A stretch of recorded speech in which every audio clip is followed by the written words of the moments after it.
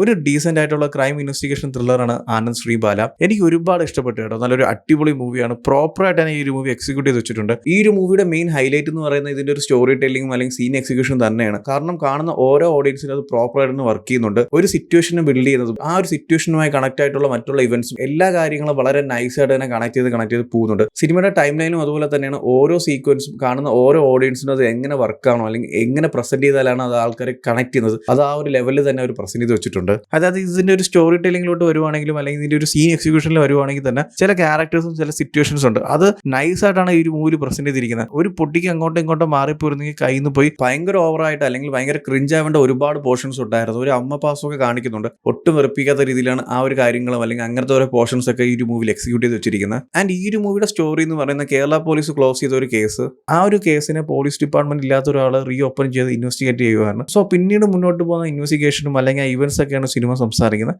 ഓരോ കാര്യങ്ങളും വളരെ നൈസ് ആയിട്ടാണ് സംസാരിക്കുന്നുണ്ട്. ആൻഡ് ഈ ഒരു മൂവി ഒരു ഫസ്റ്റ് ഹാഫിലോട്ട് വരുവാണെങ്കിൽ തന്നെ ആ ഒരു കേസും ആ കേസിന് റിലേറ്റഡ് ആയിട്ടുള്ള ക്യാരക്ടേഴ്സും അല്ലെങ്കിൽ ഇവന്റ്സും സിറ്റുവേഷൻസും ഓരോ കാര്യങ്ങളും വളരെ ഡീറ്റെയിൽ ആയിട്ട് കാണിക്കുന്നുണ്ട്. നമ്മൾ ആ ഒരു വേൾഡിലോട്ട് അവർ കൊണ്ടുപോകുന്നുണ്ട്. എന്താണ് അവിടെ ശരിക്കും നടന്നത്, അല്ലെങ്കിൽ ഫസ്റ്റ് ടൈം ഒരു കേസ് ക്ലോസ് ആക്കുന്ന ടൈമിൽ അവിടെ നടന്നിട്ടുള്ള സിറ്റുവേഷൻസും ഇവന്റ്സും അല്ലെങ്കിൽ ക്യാരക്ടേഴ്സിന്റെ റെസ്പോൺസും അങ്ങനത്തെ ഒരുപാട് കാര്യങ്ങൾ അല്ലെങ്കിൽ ആ ഒരു സിറ്റുവേഷനെ വളരെ ക്ലിയർ കട്ടായിട്ട് തന്നെ നമ്മളെ മുമ്പിൽ കാണിക്കുന്നുണ്ട്. ആൻഡ് സെക്കൻഡ് ഹാഫിലോട്ട് വരുമ്പോഴാണ് കുറച്ചും കൂടി ഈ ഒരു മൂവി എൻഗേജിങ് ഫീലോട്ട് പോകുന്നത്. അതായത് ആ ഒരു കേസ് റീ ഓപ്പൺ ചെയ്തിട്ടുള്ള പിന്നീടുള്ള ഇൻവെസ്റ്റിഗേഷനും ആ ഒരു ഫൈൻഡിങ്സും അല്ലെങ്കിൽ പിന്നീട് നടക്കുന്ന ഇവന്റ്സ് ഒക്കെ വളരെ ത്രില്ലിംഗ് ആയിട്ടും എൻഗേജിംഗ് ആയിട്ട് തന്നെ കാണിക്കുന്നുണ്ട്. ആ ഒരു ഫസ്റ്റ് ഹാഫ് ഒരു മിഡ് ഫേസിലാണ് പോകുന്നത്. പക്ഷേ ആ ഒരു സെക്കൻഡ് ഹാഫ് വളരെ എൻഗേജിംഗ് ആയിട്ടും ത്രില്ലിംഗ് ആയിട്ട് തന്നെ മുന്നോട്ട് കൊണ്ടുപോകുന്നുണ്ട്. അതൊക്കെ നൈസ് ആയിട്ട് തന്നെ എനിക്ക് വർക്ക് ആയിട്ടുണ്ട് കേട്ടോ. എന്നും പറഞ്ഞ് വേറെ ലെവലായിട്ടുള്ള സീറ്റേജ് ത്രില്ലറൊന്നും അല്ല ഈ ഒരു മൂവി. ഭയങ്കര സിമ്പിൾ ആയിട്ടുള്ള അല്ലെങ്കിൽ ഭയങ്കര റിയലിസ്റ്റിക് ആയിട്ടുള്ള ഒരു ഇൻവെസ്റ്റിഗേഷൻ സ്റ്റൈലാണ് ഈ ഒരു മൂവി പ്രസന്റ് ചെയ്തിരിക്കുന്നത്. ആൻഡ് ഈ ഒരു മൂവിലെ ക്യാരക്ടേഴ്സിന്റെ പെർഫോമൻസ് എടുത്തു പറയേണ്ടതാണ്. എല്ലാവരും അടിപൊളിയായിട്ട് തന്നെ ചെയ്തിട്ടുണ്ട്. അർജുൻ അശോകനായാലും സിദ്ദീഖ് ആയാലും അല്ലെങ്കിൽ വന്ന എല്ലാ ക്യാരക്ടേഴ്സും പ്രോപ്പറായിട്ട് അവരുടെ ക്യാരക്ടേഴ്സ് എന്താണോ അല്ലെങ്കിൽ അവരുടെ ക്യാരക്ടേഴ്സിലൂടെ ആ ഒരു സ്റ്റോറി എങ്ങനെ കൺവേ ചെയ്യണോ